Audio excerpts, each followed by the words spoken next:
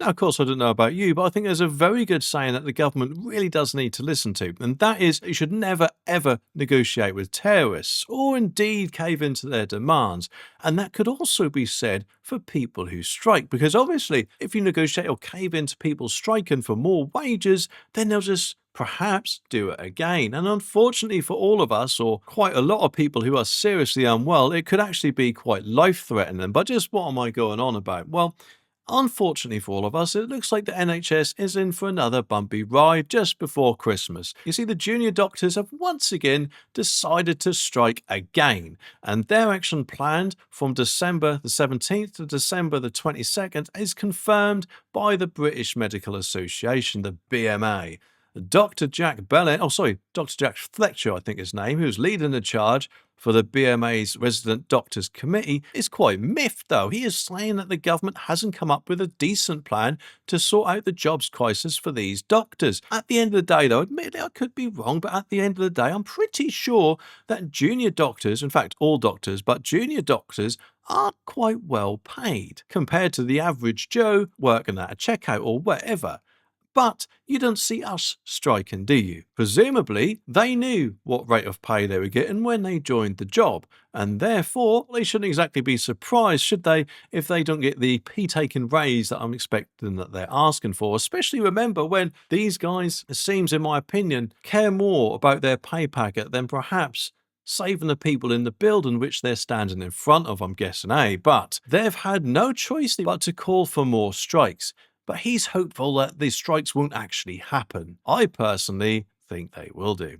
Unless, of course, he thinks that Labour will cave in to his demands as they previously seem to have done under, what is it, West Street? And I think Dr. Fletcher reckons that if the government could, just gradually increase pay for the next few years to sort out some job security issues, then, everything will be just fine. Well, I'm sorry, but this is what we hear time and time again. In fact, like I said, I'm pretty sure West Street and didn't kind of negotiate at all and just give you what you all asked for. And if he did negotiate, he didn't really do a very good job, in my opinion. But either way, it hasn't exactly worked, has it, if you're coming back for more of our taxpayer money, eh? But this apparently would keep the healthcare workforce strong and stop the embarrassing sight of unemployed doctors while patients are waiting ages to see a GP, they reckon. And with these strikes, the NHS is going to feel the pressure right before the festive season, which in my opinion is a bit of a nasty time to call for a strike, especially when there are a lot of elderly and vulnerable people who, remember, in the middle of winter might be a little bit unwell. But it is not great time, and especially since new figures show that there are job shortages for junior doctors this month, and thousands have been turned away from internal medicine training posts, and some are even being denied interviews despite having some impressive, as they like to say, credentials like a PhD and published scientific papers. The new strike announcement comes hot on the heels of the BMA's 13th, that's right, 13th strike last month. I mean, seems these guys are never happy, doesn't it? Maybe, who knows, they're all perhaps tube train drivers or whatever else before that, I'm guessing. Though, admittedly, I could be wrong. Things did get a little bit heated, though, with some of the doctors' bosses turning against them as public support for their pay battle with ministers waned a bit. And health and hospital chiefs were cheering on Health Secretary West Street, and when he called the BMA unreasonable and reprehensible, and they're urging the union to chill out a bit and lower their demands for a 26% pay rise on top of the 29% that they got last year. I don't know about you, but I get no way near that amount of percentage of a pay rise. I'm lucky if I even get a 5% pay rise per year. Nothing at all like 29 or 26% on top of that 29 is just absolutely pea taken, isn't it? The NHS Confederation and NHS providers, which represent apparently health service providers, are also not happy with the BMA. Matthew Taylor, the chief of the Confederation, said that the strikes are over the top and asked them to call them off and be more reasonable. That word, I do think that those doctors or junior doctors might need a dictionary to look that word up. An Ipsos survey, though, from last month's 5-day walkout